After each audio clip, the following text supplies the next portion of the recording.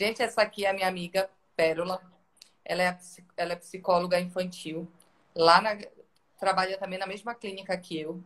E como esse mês é o mês de Janeiro Branco de atenção à saúde mental, eu achei que era super importante a gente abordar esse tema relacionado ao desenvolvimento da fala.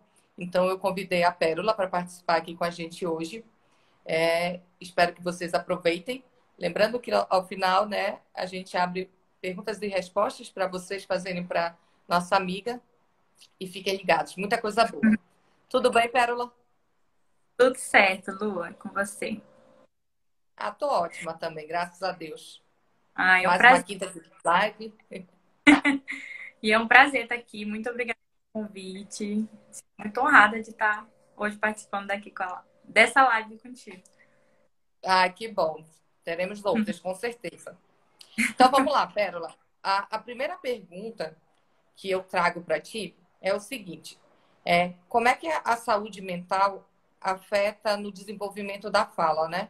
Porque a gente sabe que hoje está se sabendo mais que problemas de saúde mental não é uma questão só de jovens, adultos e idosos, as crianças também estão afetadas.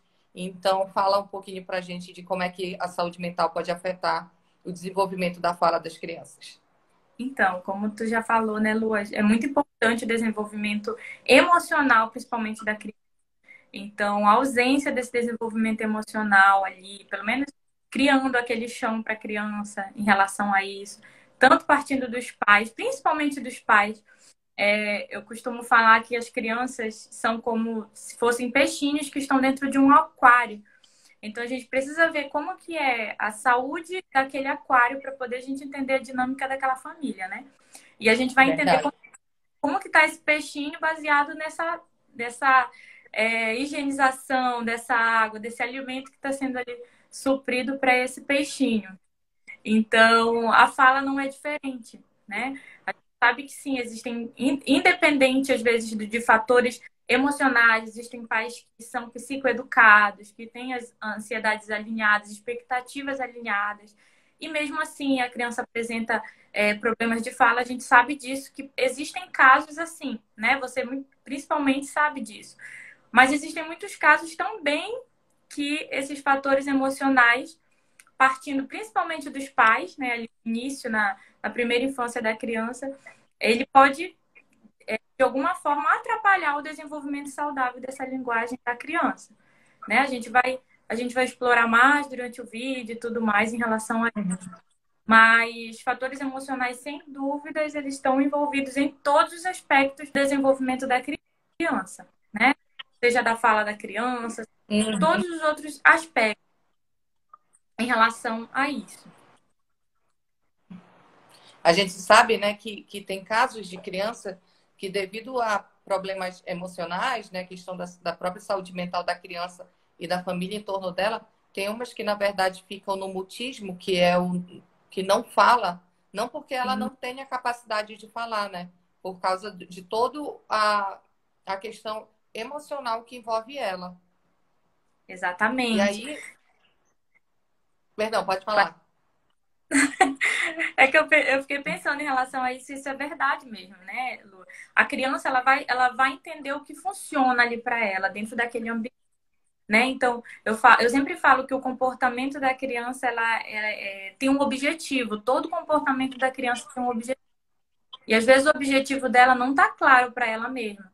Por exemplo, em relação à fala. Tem crianças que travam a fala por conta da enorme pressão ali dos pais, enorme pressão da sociedade, e aquelas crianças um pouco mais, né?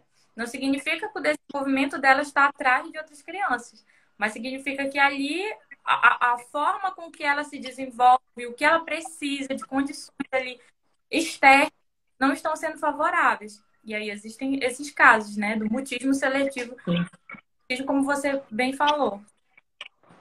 Aproveitando que tu falaste dessa questão, né, da pressão em cima e tudo, eu vejo muito. A gente, na verdade, eu também, nós terapeutas, a gente é sempre da bandeira do vamos estimular, estimular é melhor do que esperar, que eu sempre falo com os meus seguidores, quem já aqui está mais tempo aqui sabe que eu carrego essa bandeira, estimular é melhor do que falar, eu digo que é até o nosso mantra. E eu acho que todo mundo que trabalha com terapia também vai nesse mesmo rumo. Então, assim, o que eu percebo muitas vezes é que também os pais, eles acham que eles estão, né, estimulando, mas na verdade eles estão quase oprimindo, né? Assim, uma pressão em cima da criança, desestabilizando emocionalmente. Às vezes a questão às vezes a gente tem que trabalhar, e quase sempre, na verdade, para poder conseguir que aquela criança desenvolva. Como perceber esses sinais de quando está ultrapassando do estímulo e já está muita pressão, já está oprimindo a criança? Então, quando os próprios pais eles percebem que a saúde mental deles está sendo afetada de alguma forma por isso, a própria saúde mental deles, por comparação, principalmente que acontece muito, né? O filho do fulano fala, o meu Sim, filho fala.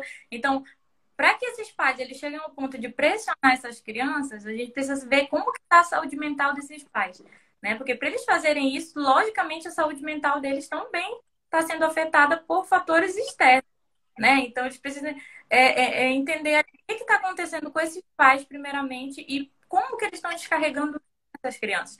Então, para mim, eu posso dizer para ti aqui que a principal coisa é os pais se analisarem e ver se aquilo está trazendo grande sofrimento para eles mesmos. Agora, em relação à criança, a criança ela vai se comportar de forma diferente, de acordo com cada criança se comporta de forma diferente por pressão, por exemplo, né? sim. Então, pode ser que a criança ela manifeste comportamento de irritação, pode ser que a criança ela comece a ficar mais dispersa. Acontece muito dos pais chegar, às vezes nem é a demanda da linguagem, outra demanda. Nossa, mas meu filho, agora no período de pandemia, por exemplo, meu filho é muito disperso, eu quero ensinar, fica totalmente disperso, a atenção se perde. Porque aquilo ali, aquela carga tá tão grande em cima daquela criança que ela vai ver o que vai funcionar para ela. Se a forma que ela lida, que ela encontrou de lidar com aquela pressão, é ficar disperso, se distrair, olhando uma mosca passar, ou então aquela criança ali confrontar aquela mãe, se tornar uma criança mais agressiva, né? Então, sempre vai ter que não existe um padrão de comportamento. Os pais eles precisam observar o que é diferente do comportamento dos filhos, da singularidade do filho, né? Porque o que é normal, Sim. por exemplo, vamos imaginar, para o meu filho, pode não ser normal para o seu filho, por exemplo, né? Pode ser que o meu filho Uhum. sempre comumente dessa forma. Já o seu, não, ele manifesta esse comportamento diante de pressão. Então, os pais, eles precisam, principalmente os pais, observar a mudança aí, a criança, e a mudança deles mesmos, né? Essa mudança externa. Uma vez que a criança é uma extensão ali dessa família. Então, eu duas coisas me vieram à cabeça agora, que eu estou sempre batendo nesse martelo com quem me segue, com quem vai comigo, com os meus pacientes, clientes, que a criança aprende por reprodução, né? Então, ela aprende o que ela está vendo em casa, que é o ambiente em que ela mais convive. E eu também coloquei, esses dias agora atrás, não lembro quanto tempo tem, eu coloquei que se quando o pai vê que a criança tem um problema de comunicação, ele tem que entender que o problema primeiro está nele, né? O problema primeiro está nos pais. E aí, me veio na cabeça agora que até esse padrão de comportamento, às vezes a gente vê criança, aqueles que chamam de birra, né? E, na verdade, a criança está reproduzindo um comportamento que muitas vezes é o que ela enxerga em casa. E reproduzir comportamentos também é uma forma de comunicação, né? A gente fala bastante aqui sobre fala, né? Só que dentro do desenvolvimento da linguagem existe a comunicação gestual, a comunicação através da fala e a comunicação através do comportamento. Então, assim, o jeito que a criança está agindo também é uma forma dela de se comunicar e dizer que tem alguma coisa ali, não é não? Exatamente, Lu. E é isso mesmo que você falou, né, em relação à parte psicológica também da criança. Ela se comunica, ela está constantemente se comunicando. Às vezes, assim, a criança, ela imagina, vamos imaginar, assim, uma cena diferente aqui, né? Vamos imaginar que a criança tá ali, os pais estão no celular e a criança, sei lá, chega lá e empurra o celular, bate no celular dos pais. E para os pais aquilo pode ter sido agressivo e tudo mais. Nossa, como meu filho foi agressivo, ou então mal educado, ou fez isso com outra pessoa. Mas ali, no caso, é o que a criança, para ela, dentro das limitações dela, é o que funciona. A criança, ela não tem o cérebro totalmente desenvolvido como o nosso, que a gente consegue entender, por exemplo, quando a gente está sendo inconveniente e tudo mais. Ela sabe que ela consegue atenção quando ela bate o celular. Pronto, X. Então, é, significa que ela está vendo que funciona. Não necessariamente significa que aquele comportamento é um comportamento bacana e legal, né? Então, assim, em relação a isso, é muito interessante a gente ver também essa dinâmica, né, Lu, em relação. Você falou ainda agora, em relação a essa criança, esses pais. A gente reuniu para conversar e a gente falou em relação a esses estímulos, né? Você já viu, Uhum. claro, com certeza nas lives. Mas não é uma situação. Ah, como eu vou estimular a fala do meu filho? Eu vou chegar e eu vou sentar e vou ficar estimulando assim, de uma forma mecânica, como se fosse um total desconhecido, né? Ali e a Sim. criança é com certeza estranha aquele comportamento. Mas assim, Eu falei em lives passadas da importância de se conectar, né? Às vezes a gente está ali, está falando de estímulo, mas o pai tá tão na preocupação, na ânsia de que a criança fale, que está fazendo aquilo só mecânico, mecânico, mecânico. Ou então, quando a gente fala até disso, de sentar para brincar. Aí o sentar para brincar é o quê? Deu um brinquedo para a criança, sentou com ela no tapete, mas o pai está mexendo no celular. Outra coisa exatamente, que eu vejo que acontece muito assim, nessa questão que nem tu falaste da criança derrubar o celular para chamar a atenção, quando a criança está tentando se comunicar, né, tendo uma oportunidade de falar, é, que ela fica ali, ei, mãe, ei, mãe, ei, pai, ou seja lá quem for da família, e a pessoa não dá atenção e vira, não, não, peraí, ainda não, tipo, não é a tua vez de falar. E isso, na verdade, né, o estímulo ó, vira desestímulo, né? exatamente, Lu. Então, como é importante, né, esse contato, esse olho a olho, essa aí eu tô notando a sua presença aqui. Ah, o pai tá no telefone, aí o filho chegou. Eu sei que às vezes é inconveniente, a criança não entende, às vezes, no momento que você tá numa ligação, mas tentar se conectar de alguma forma, por exemplo, você tá com uma em casa, a criança chega e quer atenção. Tentar se comunicar, por exemplo, com a mão, tentar se comunicar, fazer um carinho na criança, para ela entender que você está percebendo a presença dela. E não ignorando, tipo, sai daqui, esse é assunto de adulto, né, e tudo mais. Mas tentar, de Sim. alguma forma, mostrar que a criança está em vida. E você ia falar alguma coisa? E eu ia Pode. falar que isso que tu falou, né? E aí, linkando com a questão de saúde mental, eu percebo, tanto com os meus pacientes, tanto com a rotina que eu tenho aqui em casa, junto com a minha sobrinha, que na verdade, a melhor forma da criança aprender e desenvolver, seja lá o que for na vida dela, é através do amor, da empatia, do respeito. E às vezes a gente acha ali que ela ainda não entende essas questões emocionais, né? E na verdade ela pode não entender exatamente, né? Mas ela percebe que aquilo é um cuidado para ela e que faz muita diferença, né? Essa questão das emoções para o desenvolver tanto da fala quanto cognição, né? Todas as questões. Exatamente. E os pais, eles vão ser ali os primeiros grupos da criança, né? Precisam ser ali um exemplar dos outros grupos onde a criança vai estar inserida. Aí vamos imaginar ali uma família que é muito pobre de contato, né? Tanto de contato físico como de contato verbal, esse olhar, né? É carente desse olhar, desse cuidado, dessa exploração assim do tempo de qualidade. A gente conversou até pessoalmente sobre isso, o quanto esse tempo de qualidade é importante para a criança, que às vezes chega um pai comigo, né? E assim, eu sempre friso isso, eu não trago exemplos com o intuito de julgamento, porque às vezes está ali muito claro, inclusive para os pais como para a gente, situações nossas, né? Está ali muito claro, e uma pessoa de fora consegue visualizar o que a gente de Sim, dentro não visualiza. E é esse o nosso trabalho, ajudar a pontuar algumas coisas e não a julgar. Mas existem pais que chegam, meu filho começou a manifestar tal comportamento, tá agressivo, tá dessa forma, da outra. Aí tem uma pergunta que normalmente eu faço na anamnese, é quanto tempo esses pais tiram com essa criança na semana, né? Tira quantos minutos? Eu nem pergunto tempo, quantos minutos você tira? Ah, eu nunca tiro, eu não tenho tempo para brincar, eu não tenho tempo. Imagina só. E a gente fala assim, que o brincar para a criança é como trabalhar para o adulto. Imagina você que gosta tanto de trabalhar, a gente que tem essa necessidade de trabalhar, e para a criança a necessidade dela é o brincar, é a interação. Então, em relação a todos esses aspectos que você está falando, todo o desenvolvimento da criança, esse desenvolvimento emocional ali vai gerar a base para esse desenvolvimento. Então, todo o desenvolvimento da criança.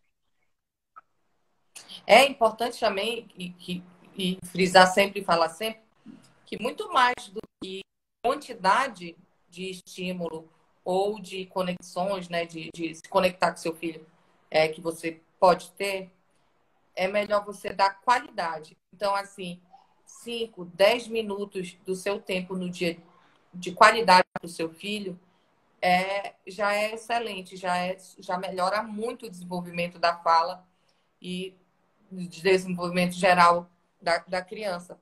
Só que aí os pais acham que esse tempinho aí, porque é um tempo curto, não adianta. Então, e prefere acreditar assim, não, eu não tenho tempo, não dá. E na verdade é um tempo que dá para tirar 10 minutinhos ali. E não precisa ser 10 minutinhos no literal brincar. Também entendo que tem alguns pais que esqueceram como foi a infância, esqueceu como é que brinca. Mas se você está ali dobrando roupa, enquanto você está dobrando roupa, está conversando com seu filho, explicando por que está dobrando, qual é a cor que está dobrando da roupa, como é que faz. Porque isso também é estímulo. Conversar é estímulo. Exatamente, Lu. É isso mesmo que você falou. Então, vamos imaginar o quanto, vamos pensar sobre isso um pouco mais, né? O quanto é importante mesmo essa interação dos pais, o quanto é importante essa amizade dos pais. Inclusive, quando a criança já apresenta, né? Você deve ter inúmeros casos que chegam crianças assim com problemas de fala. E quanto é importante durante esse processo essa criança entender que ela é amada, o quanto aquilo ali porque a criança ela desenvolve outros, como eu posso dizer, outros sentidos. Às vezes a criança ainda nem fala direito, mas ela já consegue entender coisas ao redor dela muito mais claramente, sabe? Do que muita gente. Então a criança ela consegue Sim. perceber isso. Será que às vezes a preocupação dos pais com o desenvolvimento da linguagem da criança está de fato relacionada à criança ou em relação à sua vaidade, né? De que o meu filho precisa suprir, meu filho precisa estar sempre na frente, meu filho precisa ser o melhor. Então é importante os pais eles pensarem isso, porque a criança ela vai absorver isso. Ela vai entender se de fato ela é ali só um objeto de poder, um troféu do pai, né? E pode ser que esse sentimento de troféu seja repulsivo para a criança. E aí aconteça ter mais, como eu posso dizer, resistência para desenvolver outras coisas, por exemplo. Porque a criança ela percebe muito claramente essas coisas. Sim. Vários pacientes meus, assim, que vão para avaliação comigo, aí a gente faz aquele monte de pergunta que para eles, assim, fica. Mas eu vim falar que meu filho não fala e tu tá me perguntando o que eu tô fazendo na minha casa. Tipo assim, a fono é louca. Uhum. Mas é porque é importante a gente saber da rotina para poder saber em que momento aquela criança tá. E muitas vezes eu pergunto, mas e aí, como é que é a conversa de vocês em casa? Vocês são um casal que conversa? Como é que é? Aí, né? Não, ele não é de falar muito. Ou então, não, ela não gosta de conversar, a gente fica mais calado. Cara, como é que a criança vai falar se, né, o ao redor dela tá mudo também? A mesma coisa, assim, disso, da ansiedade dos pais, tudo. Eu lembro que há uns anos, eu acho que tem uns 3 ou 4 anos que eu atendi um meninozinho com gagueira. E aí lá, né, perguntando todo o histórico, tudo. E o pai disse assim, eu já tentei de tudo que me ensinaram, tudo que eu fazer, até pensa, tira, fala, pensa no que tu vai falar. Eu já até joguei sapato nele para ver se ele desentalava essa fala. E queria que o menino falasse bem. O menino sofreu uma agressão. E aí, assim, a gente para, Olha respira, né? só. Mas assim, vocês imaginam, gente, vocês pais, né? A gente querendo a ânsia tanto de que a criança entre no padrão, né? Que a gente espera, na verdade, que é uma coisa nossa. E a gente faz absurdos. Claro que ele não jogou o sapato, na intenção de agredir, porque pai nenhum, penso eu, torço para isso, que é o mal do seu filho. Mas ele achou que aquilo era uma estratégia certa que iria funcionar. Então, assim, a, eu fico pensando, que mensagem que ficou na cabeça desse menino, entendeu? Nessas Uhum. questões de fala, de coisas que a gente faz e fala com as crianças, assim. Na última live, até eu falei com eles aqui, que, assim, é, de, de não punir a criança. Porque a gente fica assim, né? Eu já vi várias vezes, tu também já deve ter visto. A criança quer um brinquedo, eu só vou te dar o brinquedo se tu falar o brinquedo, senão não vou te dar. Ou então também aquela criança quer uma banana. Então fala a banana, senão não vai comer. A sensação de Uhum, punição todo o sim, tempo para a criança para estabelecer um diálogo. é verdade, com certeza. É uma questão de barganha ali, né? Como se estivesse barganhando com a criança por alguma coisa. E talvez a criança aprenda que é isso que funciona, né? E E aí eles fica aprendem que eles complicado. são muito espertos. E aí imagina as outras relações delas baseadas em barganha. Tipo, eu só faço isso pra você se você me fizer isso e tudo mais. E o quanto isso pode prejudicar a criança, né? Esse entendimento dela social também. Então, é Porque muito, muito. isso não é a fala propriamente dita, mas é um jeito que está se comunicando. Né? Nessa Exato, família está tendo uma comunicação através da troca. é verdade. Um dia eu atendi uma criança em relação a. Eu lembrei uma situação aqui. E assim, a criança estava apresentando alguma problema de fala, na verdade, né? E aí eu observei, tanto na recepção como dentro da sala, a criança entrava sem um aparelho, sem o celular. Mas eu chegava, eu passava por ela na recepção, eu ia buscar, a criança estava no celular todo o tempo. E aí eu pontuei isso para a mãe, né? Eu perguntei, na verdade, eu questionei a ela, eu não cheguei com uma certeza. E eu perguntei para ela se de fato se ela achava que o uso excessivo do celular não estava empobrecendo o repertório linguístico da criança. E aí eu questionei ela em alguns fatores. Quando essa criança está dentro de outros grupos, essa criança prefere ficar no celular ou interagir com outras crianças? Ah, prefere ficar no celular. Durante a alimentação, a criança usa esse celular? Usa esse celular. E aí foi a minha última pergunta para ela. Você acha de alguma forma isso tá? Eu queria saber a sua opinião. Se de alguma forma isso tá atrapalhando o desenvolvimento linguístico dele, já que não há estimulação, já que a maior parte do tempo no celular. E aí aquela mãe chegou naquela conclusão sozinha. Ela disse: eu nunca tinha pensado dessa forma.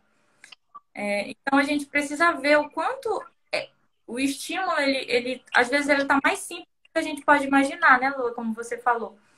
Às vezes não é necessariamente comprar um mega brinquedo, um mega isso, que fala isso, que faz isso.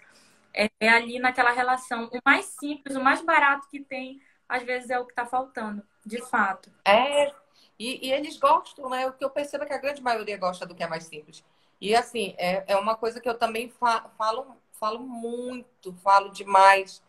O óbvio precisa ser dito.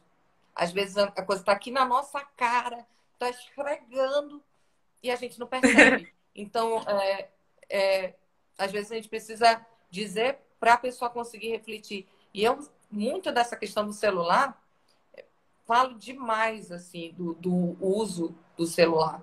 Aí fala assim, ah, não, mas ele só vê desenho infantil, só vê não sei o quê. Não é estímulo. Telas É, não são estímulos. E ponto. Claro concordo com que você. não vou ser hipócrita aqui de dizer que, né, não dê nunca mais, não faça isso. A gente vive no mundo tecnológico. Estamos nós aqui conversando através de tecnologia.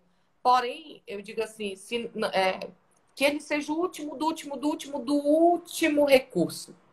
Quando você já tentou tudo e você precisa daqueles 20 minutos para fazer, seja lá o que for na sua vida, aí tudo bem, eu entendo, não vou lhe julgar. Agora, quando a qualquer momento, sem critério nenhum, qualquer coisa, é o cala-boca, né?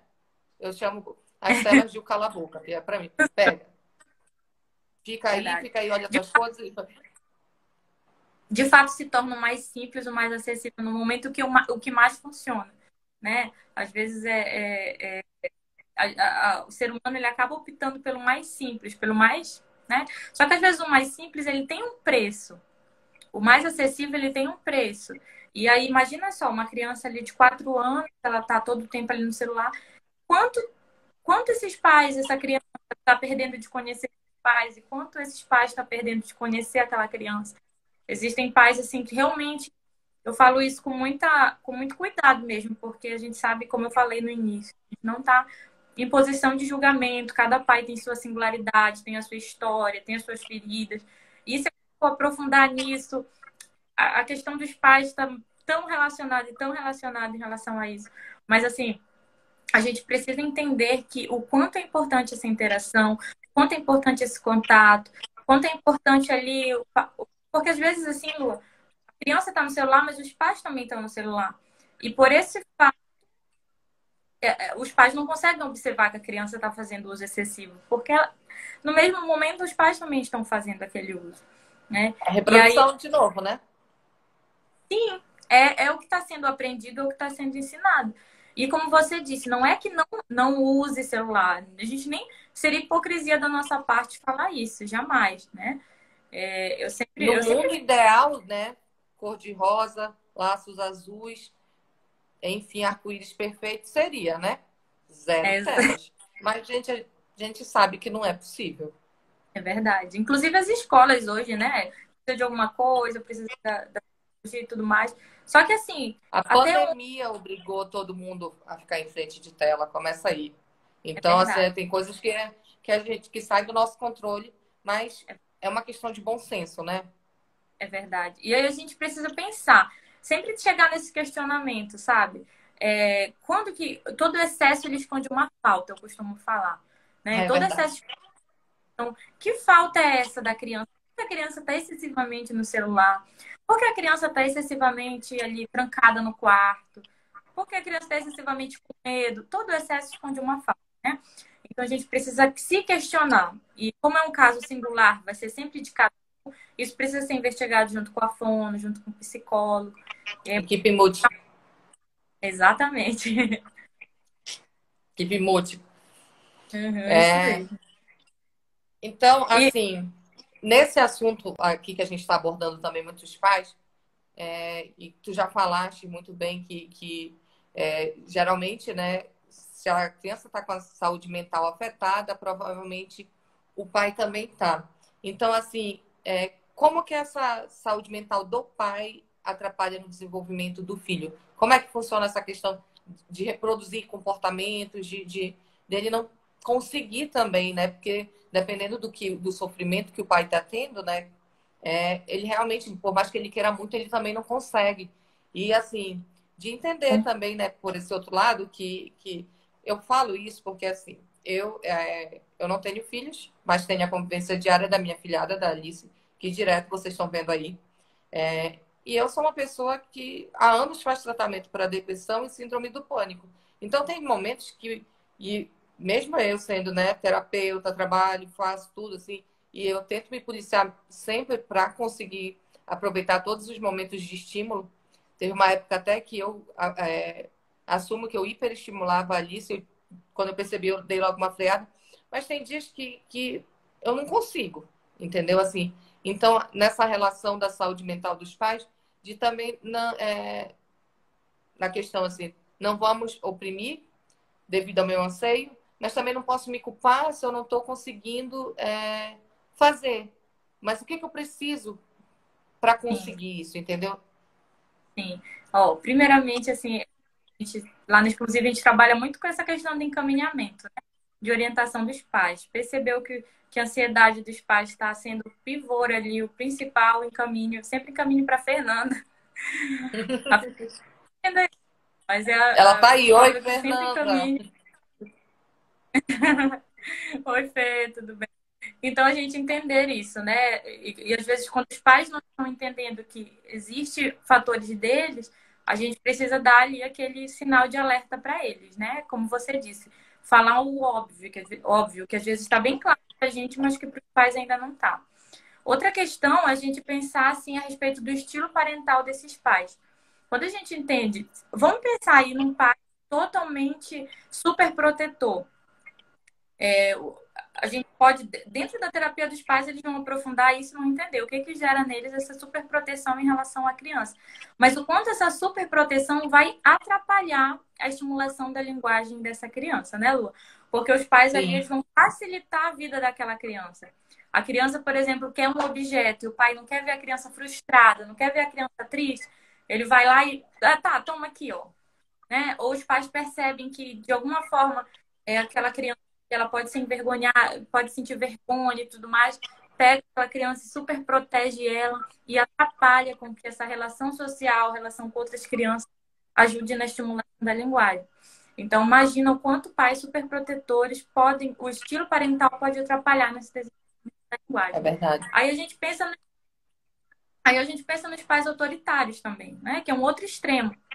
Que é os pais ali que querem a todo custo, é como eu quero e tudo mais, vai ser no meu tempo, porque eu falei com 9 meses. Parece um mini militar, né? A criança tá, acabou de entrar no exército do papai.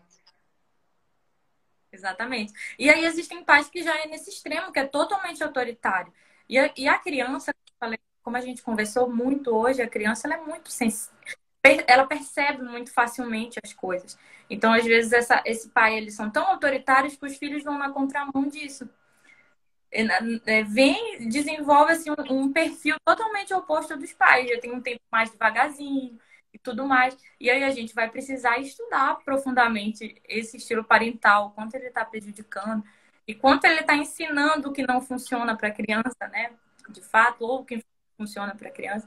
Mas a gente precisa entender o estilo parental. E os pais, eles precisam ter essa percepção, né? Entender. O profissional ali precisa dizer, ó, eu sempre faço isso quando eu percebo assim um estilo muito gritante.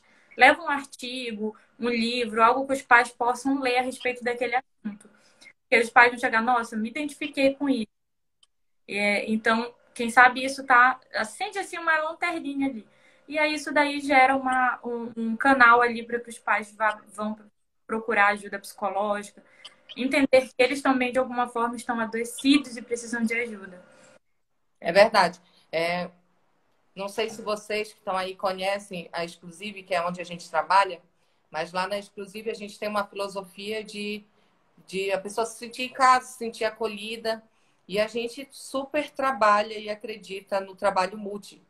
Então, assim, vários dos meus pacientes são pacientes da Pérola, pacientes da Fernanda. E assim a gente consegue uma grande melhora. E é preciso a gente dizer aqui também, usar esse espaço para dizer como o trabalho multi é importante. E nessa mesma linhagem de pensamento, os pacientes, muitos, não sei se contigo acontece, mas comigo acontece, estranham porque eles levam a criança para atendimento e além das atividades que eu passo com a criança fazer na semana, os pais também têm atividades para fazer. Então, Uhum.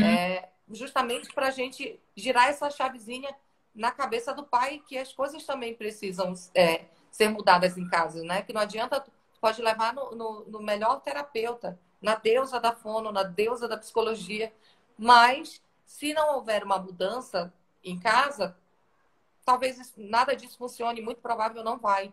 E eu Não. também gosto de falar que os pais ficam. Quando a mulher fica grávida, ela já começa todas as idealizações.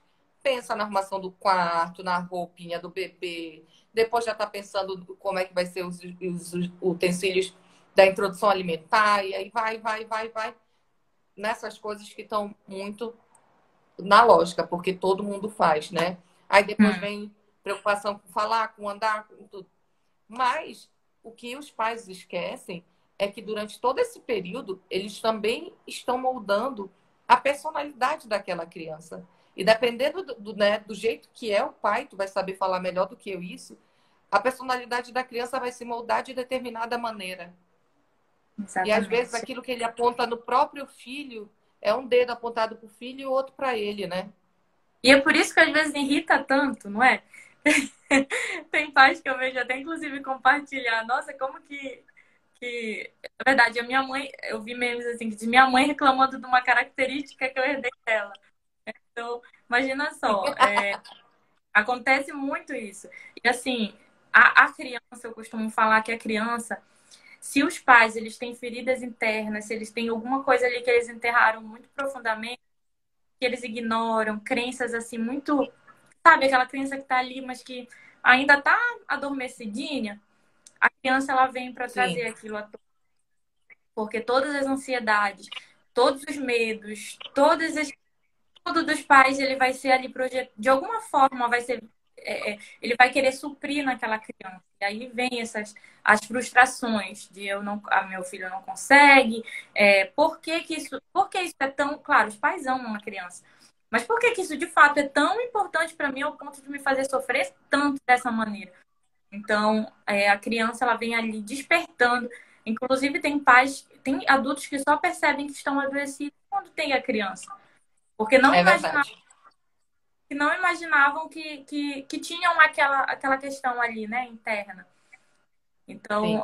por que existem ali, às vezes, disputa de poder entre crianças e os pais. Então, Pérola, eu vou abrir agora aqui para eles fazerem umas perguntas para ti, para a gente, enfim.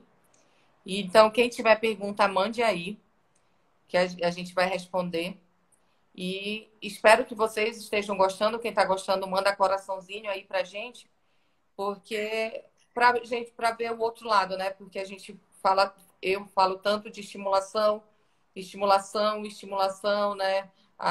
Para falar, tudo mais, mas em todo momento o lado psicológico, a saúde mental da criança, a saúde mental do adulto precisa ser avaliado, precisa estar de olho. E Precisa era ser uma isso boa. que a gente queria trazer. Ninguém tem questionamento hoje? Eita, que a gente falou muito bem, Pérola. Hoje a gente arrasou. Respondeu tudo já? Ficou Nossa. tão claro que ninguém teve pergunta. Eu vi enquanto a gente conversava alguns comentários de assim, nossa, eu faço isso, nossa, eu deixo o meu filho na tela, meu Deus, eu nem percebia que eu fazia, percebi agora, eu vi alguns comentários assim. Então, ótimo de tá dando essa visão. Aqui Sim. mandaram agora. Alô, Noronha, como posso estimular a criança na primeira infância? Estimular em que sentido? Do estimular? Estimular para falar? O estímulo É, geral? existem Explica várias melhor formas. para a gente, Lu, para a gente entender melhor. Porque se for o estímulo geral, Sim. tudo que tu fizer é um Sim, estímulo, né? é verdade. Desde o tu conversar, É estabelecer o interação. diálogo desde bebezinho, desde quando o bebê tá na barriga ainda. Vocês não estão vendo aí, mas a Pérola tá gravidíssima, tá, gente? Tá à espera Né? do primeiro babyzinho maravilhoso. É. O caçula da clínica tá vindo. Não é Então, o tudo pode mascote. virar estímulo. Ah, estímulos na primeira infância é na fala que ela quer saber. O melhor estímulo na fala para a primeira infância é o conversar e nomeação. É isso você concentrando a criança no olho, né, Pérola? Isso mesmo, exatamente. Se conectando com Estabelecer as emoções. exatamente, se conectar com a criança mesmo. Quanto é importante isso, né? Até facilita o entendimento da criança quando existe essa conexão emocional, que ela sente que não há pressão, mas que é um amor envolvido no É processo. verdade. A Adriele perguntou: 2 anos e 7 meses, tem que falar quantas palavras para não ser considerado atraso? Eu sempre tenho uma ressalva de falar em número de palavras, que às vezes vocês começam a anotar desesperadamente. Se tiver uma a menos, já deu desespero. Mas, assim, de 2 a 7 anos, 2 anos e 7 meses, por ali, ele deve ter que estar falando de 200, 300 palavras, mais ou menos, tá? A Renata Paulini, o que posso fazer para ajudar uma criança ansiosa? Pérola, é contigo. Então, Renata, primeiro a gente precisa entender até onde essa ansiedade está prejudicando essa criança. É uma ansiedade que traz sofrimento, é uma ansiedade que realmente você percebe ali que vai além do roer as unhas, que tem pais que falam que a criança é ansiosa apenas por roer as unhas, mas existe ansiedade muito maior do que isso. Então, a gente precisa primeiro entender isso. Se o sintoma da ansiedade está trazendo sofrimento para a família e para a criança, é importante principalmente procurar ajuda psicológica, né? Procurar um profissional para ajudar vocês. Você percebeu que é ansiosa? Não, acontece, não são todos os casos, mas acontece de que o ambiente ele pode facilitar o desenvolvimento da ansiedade, né? É um dos fatores. Então, se os pais eles percebem que são tão ansiosos quanto a criança, o investimento também em terapia vai ser um investimento na criança. Eu sempre falo. Os pais que investem neles, eles estão investindo na criança diretamente. Então, agora já se é uma ansiedade mais básica, tenta conversar com a criança, tentar entender o que que ela está pensando, ajuda a recontar histórias, que ajuda muito a criança. A criança passou por um evento traumático, está ali toda nervosa. Espera passar um pouquinho, mostra a conexão com a criança e depois tenta recontar a história com a criança, né? A neuropsicologia fala muito sobre isso, que o recontar no cérebro da criança, é um livro que eu li, eu super indico, que o recontar histórias ajuda a criança a colocar as coisas no lugar. Às vezes os pais evitam, né, de trazer à tona aquela situação para não trazer sofrimento, mas na verdade relembrar vai ajudar a criança a não sofrer tanto. Olha aí, Lu. É, a gente reestruturar as ideias, né? Porque às vezes a Exatamente. gente, até nós adultos, a gente guarda aquela informação parecendo que aquilo foi muito grande. E quando a gente consegue falar e reestruturar todo o pensamento, a gente vê que não foi tão grande assim. E quando a gente já faz isso com as crianças, a gente ajuda muito na melhora do diálogo. A gente gosta, quer tanto que os filhos conversem com a gente, que seja amigo e tudo, mas às vezes a gente não abre esse canal. Olha, Paulinha falou aqui. Paulinha LJ. Meu Deus, tenho que procurar ajuda o quanto antes. Meu filho não fala quase nada com 2 anos e 7 meses. Fiquei preocupada, achava que era normal. Paulinha, assim, só de você já estar aqui, você já deu um grande passo, porque você já está adquirindo conhecimento, já está transformando, já virou a chave na sua cabeça. Te indico a consumir os conteúdos que eu tenho postado, que é tudo voltado para o desenvolvimento da fala, da linguagem. Se ainda não tiver no meu canal do Telegram, entre, porque lá eu dou várias outras dicas, é um canal mais próximo que a gente tem. Então, você já está no caminho. Só falta direcionar um pouco mais. E assim, se ele está muito aquém do que é esperado, o melhor que você pode fazer é procurar ajuda. Procurar ajuda não é problema nenhum. Às vezes os pais, Pérola, tem essa questão assim, né? Que parece que procurar ajuda é uma coisa assim absurda. verdade. Essa necessidade de parecer super-herói, né? Eu acho que a maioria dos pais Sim, tem de eu posso me resolver sozinha, meu filho saiu de mim, eu me viro sozinho. Mas não é assim. Às vezes a maior demonstração de amor é você guardar um pouco desse orgulho, dessa necessidade de ser, sabe, super-herói ali e ser humilde e reconhecer que precisa de ajuda. Eu vi uma questão, Lua, que a Paulinha tinha falado, que o filho dela também só fica no celular. Às vezes, talvez sim. diminuir, né, esse uso excessivo e estimular mais ali a relação social pode ajudar, né? A criança. Com certeza vai. Com É, certeza vai, porque o celular ele não tem interação. E para a criança falar, precisa de interação, viu, Paulinha? Mas eu vou trazer um dado aqui para vocês, que me veio à cabeça do artigo que eu li agora. Vocês sabem, né, gente, que a gente não para de estudar nunca. Quando pensa que a gente não está fazendo nada, a gente está lendo artigo. E saiu um estudo agora recentemente que de 5 crianças, a cada 5 crianças, 2 vão ter atraso de fala, atraso de linguagem. Então não pensem que vocês assim estão numa super exceção, que o filho de todo mundo fala e que o de vocês não. Tirem isso da cabeça, que nem eu já falei outras vezes para vocês, volto a repetir. Comparar o filho de vocês com os outros e obter a informação de terceiros que não estudaram, que não sabem do que está falando, é o tipo de conselho que você não tem que se preocupar. Você tem que se preocupar com aquilo que você já está adquirindo, que é conhecimento, e se preocupar com as próprias opiniões. Então, fica aí, de 5, 2 vão ter atrasos. É bastante coisa. Então, Paulinha, você não está sozinha, estamos todos aqui com você e você já está no caminho, tá? Aqui, deixa eu ver. A Fernanda elogiando a gente. Ah, a Fernanda maravilhosa. Amo que vocês cuidem dos sim. pequenos e dos papais. A gente também. Força-tarefa. E eu amo que ela existe para elas, papai.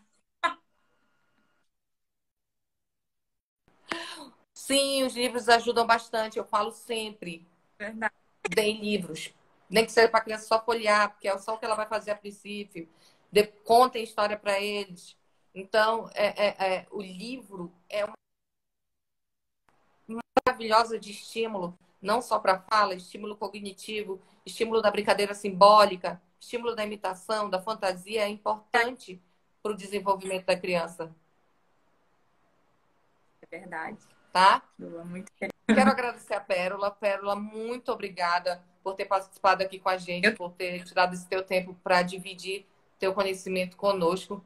Como eu sempre falo, é isso que eu estou tentando proporcionar para quem me segue e né, para os outros que vão chegar também.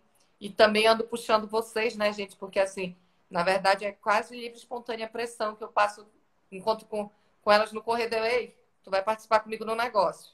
E graças a Deus todo mundo entra. Muito obrigada. Muito legal, viu? Agradeço. Da tua presença, o jeito que tu falou com eles e espero que eles tenham gostado. Tomara. Olha esse comentário aqui, Muito honrado. Pérola. A Mila Silva, ela ainda não é nem casada, mas ela está aqui aprendendo. Olha só. Conhecimento nunca é demais. Exatamente, nunca é demais. Ai, Lu, E agora? olha, muito. É isso. Foi muito bom.